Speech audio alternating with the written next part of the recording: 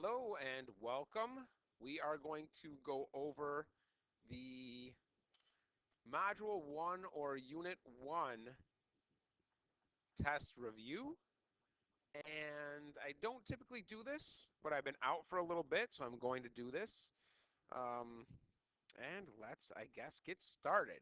All right, so let's find the average rate of change over the interval from 0 to 4. Okay, first of all, you need to know that the average rate of change, that's the same thing as slope. And we know slope is change in y over change in x. That's y2 minus y1 over x2 minus x1. All right? Now, we take a look at our graph, and I note here that they want the slope, or the average rate of change, over the interval from 0 to 4. That is not a coordinate. That is giving me x values. So from when x is 0 to when x is 4. Okay, so in my two coordinates, I already have when x is 0 to when x is 4. So I'm going to go over here to my graph here. Okay, I'm going to go over here to my graph here, children. X is 0 right here. So there's a coordinate. My parabola is right here. That is 0, negative 8. Okay, so when x is 0, my y is negative 8. So 0, negative 8. All right, now here's where x is 4, right here. This is the coordinate right here on my parabola. That's at 4, 0. So when x is 4, y is 0. So when x is 4, my y is 0. Those are the two coordinates I need to plug into, all right, my slope. So let's go ahead and plug them in. Okay, we'll call this x1 and y1. Call this x2 and y2. It doesn't matter if you would have made this coordinate x1 and y1. That would have been fine as long as you made this x2 and y2. You'll come up with the same answer, okay? So that really doesn't matter. So I have negative 8 for my y2 minus y1, which is 0, all over x2, which is 0, minus my x1, which is 4. So I end up with negative 8 over negative 4. And if I divide those correctly, my answer is 2. That is the average rate of change on this interval. Meaning, if I were to create a line to connect these two, the slope of that line would indeed be 2. Very good, very good, very good. Good job, you. On to the next one. Let h of x equal 5x plus 2. Let p of x equal 1/3 x minus 3.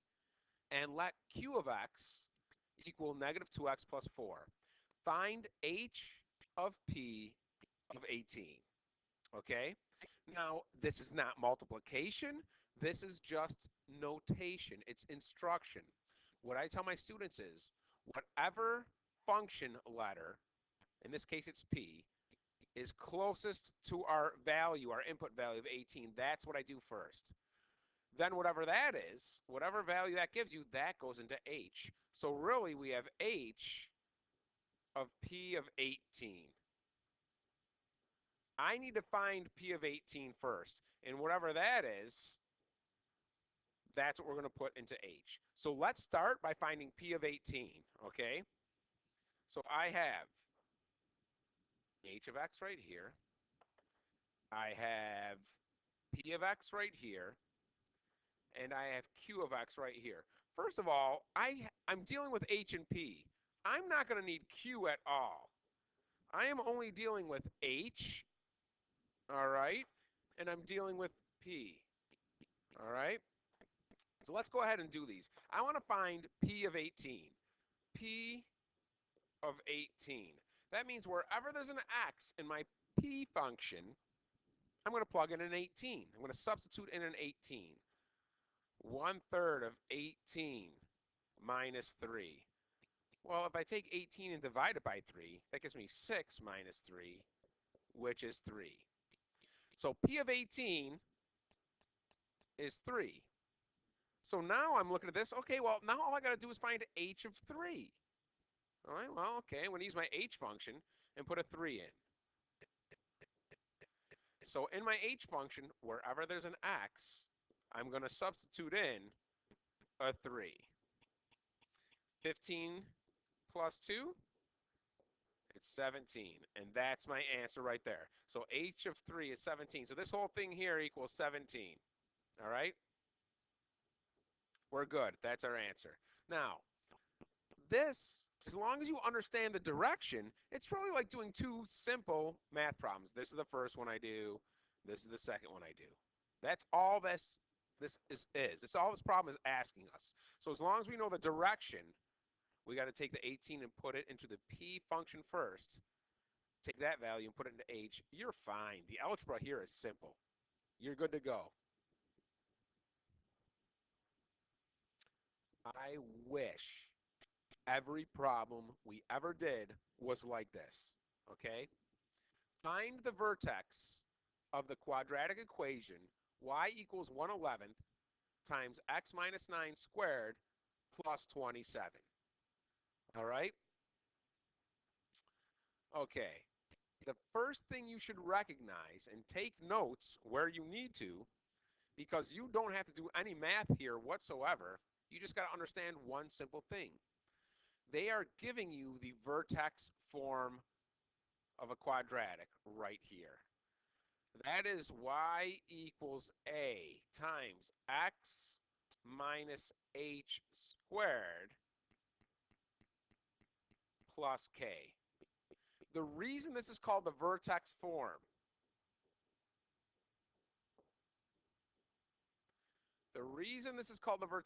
is because the vertex is right in the equation. That's h and k. Okay? Boom. My h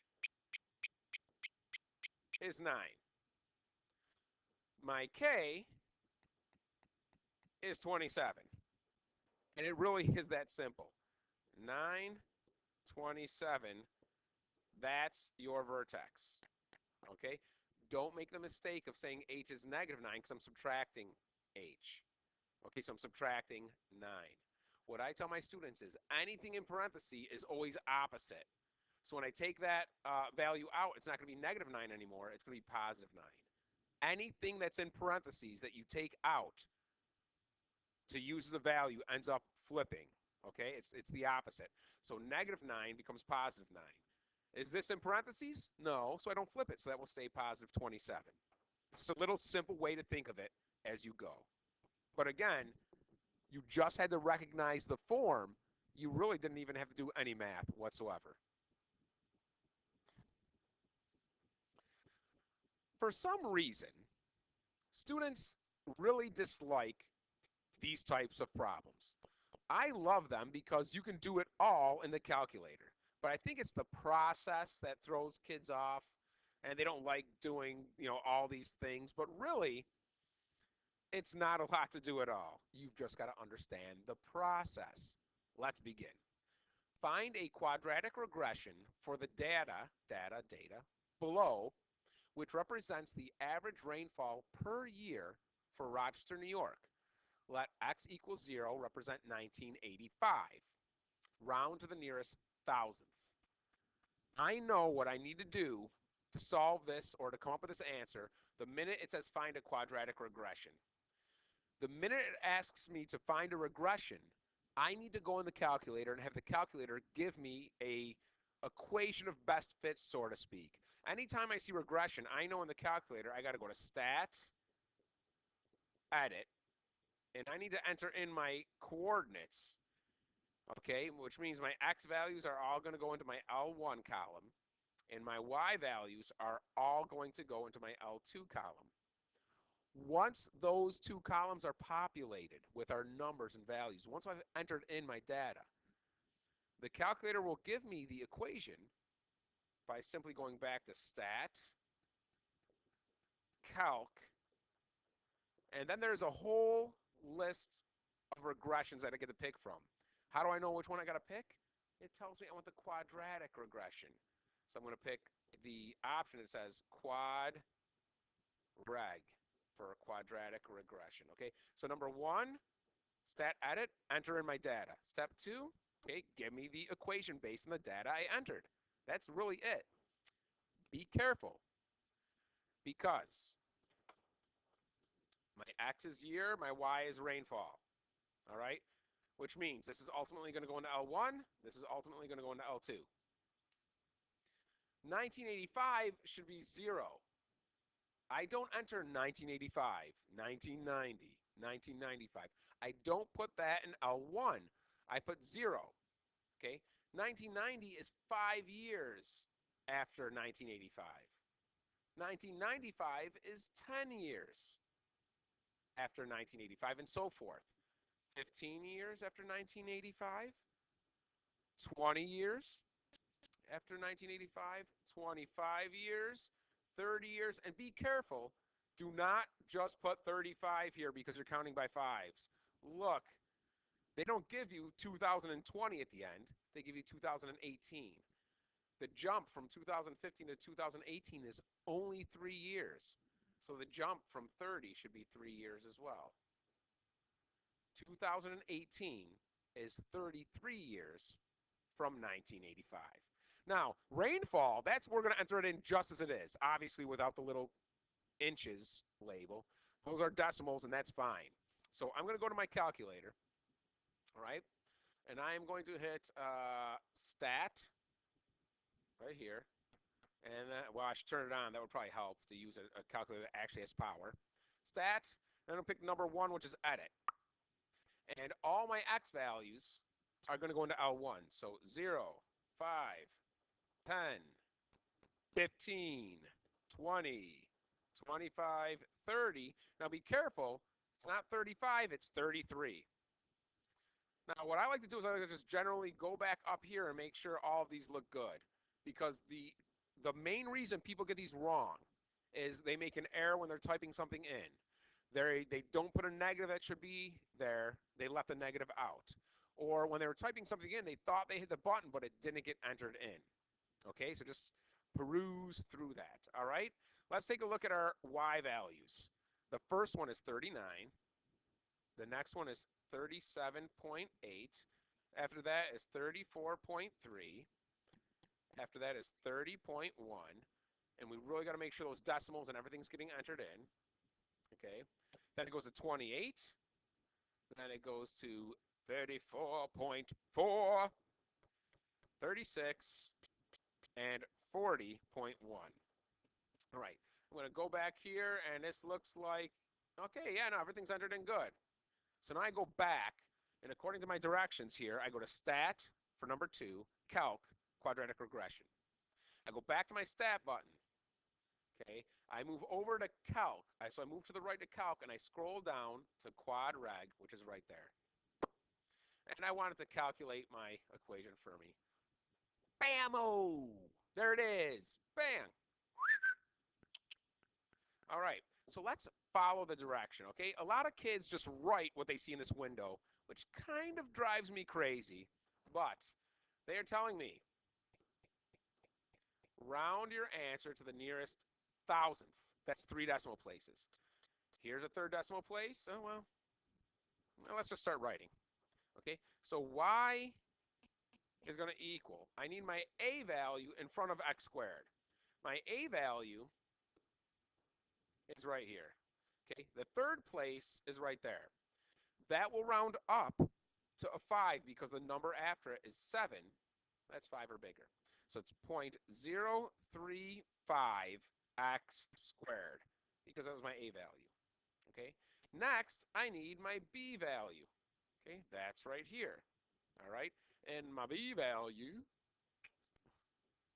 oh, I can't see that for poopsicles. So let's do this, let's do that, do this, get their highlighter back here, yellow. B, my 3rd decimal is right there. that 4 will round up to a 5 because the number after it is 5 or bigger. All right? Keep in mind that's negative. So I'm going to say minus 1.185x. That's my b value. And last but not least, highlighter. Ooh, let's see if we can go orange. See if this works good. C. Yeah. The third decimal is a 5, okay? That will stay a 5 because the number after it is smaller. It's 4 or less. So it's plus 40.795, and that's my C value. That's my answer right there, rounded to the nearest thousandth. Okay? What did I need to know? Stat edit, and I enter in my information. And stat calc quad reg. Now, this took me a couple minutes to do because I was explaining it. But if I didn't have to explain it, and I was a student sitting there, okay, I enter these in, that didn't take long. I have the calculator give me my answer. Well, that certainly didn't take long. This problem doesn't take long at all. You just need to remember the process. Plain and simple. Next one. What type of solutions does the quadratic equation 3x squared minus 9x plus 16 equals 0 have?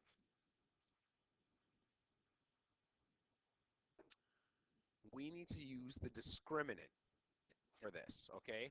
Meaning b squared minus 4ac. That should look vaguely familiar because that is part of the quadratic formula. Negative b plus or minus the square root b squared minus 4ac all over 2a. Okay? That's where that should be familiar from. Now, we don't need any part. We don't need all of the quadratic formula. We just need the discriminant. We just need the part that's underneath the radical. Okay? And this will give us a value. Okay? And that value will help us determine which one of these multiple choice answers is correct. So, my A is 3, my B is negative 9, and my C is 16. So I'm going to take B, which is negative 9, and I'm going to square it. Minus 4 times A, which is 3, times C, which is 16. All right? Negative 9 squared, well, that's 81, minus 4 times 3 times 16. 4 times 3 times 16. 192. Okay? Minus 192. So what is 81 minus 192? 81 minus 192. It's negative 111. This value will help me know the properties of my solutions. And because my discriminant is negative, it's imaginary. So now what I'm going to do here is I'm going to give you all the description, I guess. I'm going to let you know that depending on what this is, it's obviously going to change my answer here, right? So I'm going to let you know how to recognize each one of those, all right? Your discriminant here happens to be negative 111.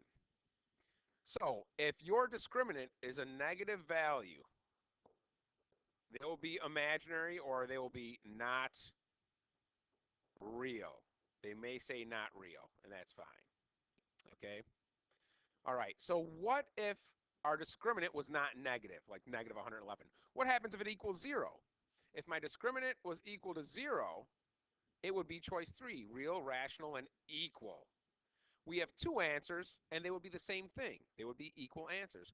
They may sometimes say you have one real solution. That's also a possibility. They might word it that way. Two equal answers. Let's say you solve a quadratic and they're both 3. You get x equals 3 and x equals 3. They're equal. So we really say there's one answer, 3. Okay?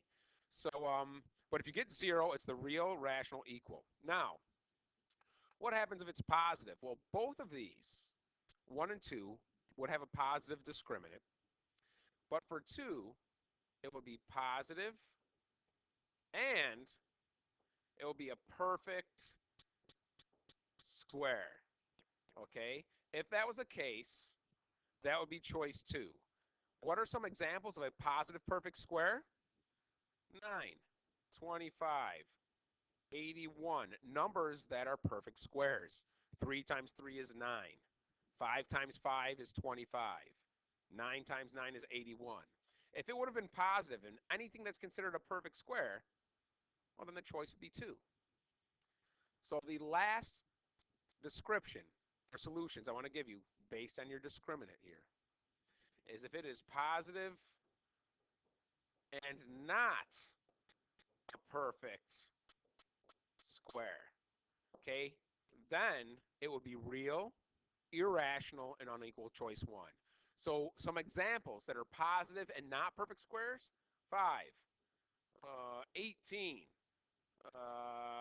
24. These are all positive numbers, but if I take the square root of them, I'm not going to get a whole number, okay? There are no two numbers that I can multiply together that are the same, meaning 3 times 3 won't give me 18. 9 times 9 doesn't give me 18. 9 plus 9, but, no number, if you multiply it by itself, will give you 24, okay? So those are and I'm going to highlight them.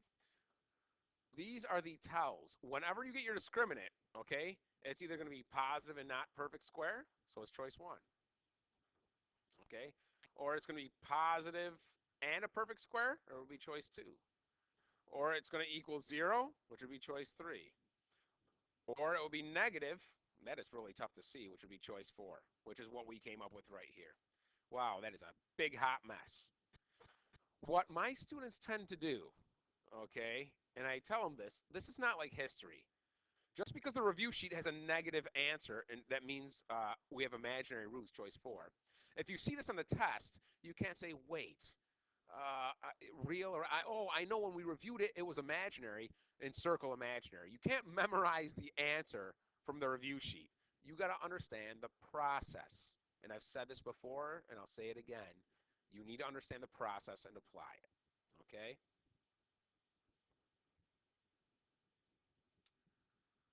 What is the simplified form of 2 plus the square root of negative 81 minus negative 4 minus the square root of negative 1? Anytime I see a negative sign in a square root underneath a square root, I know that I have imaginary numbers. And the easiest way to deal with a negative sign underneath the square root is just pop the negative sign out and make it an I. Let me explain. 2 plus this negative sign will pop out and become an I. Now it's gone from here. So I still have the square root of 81. Okay?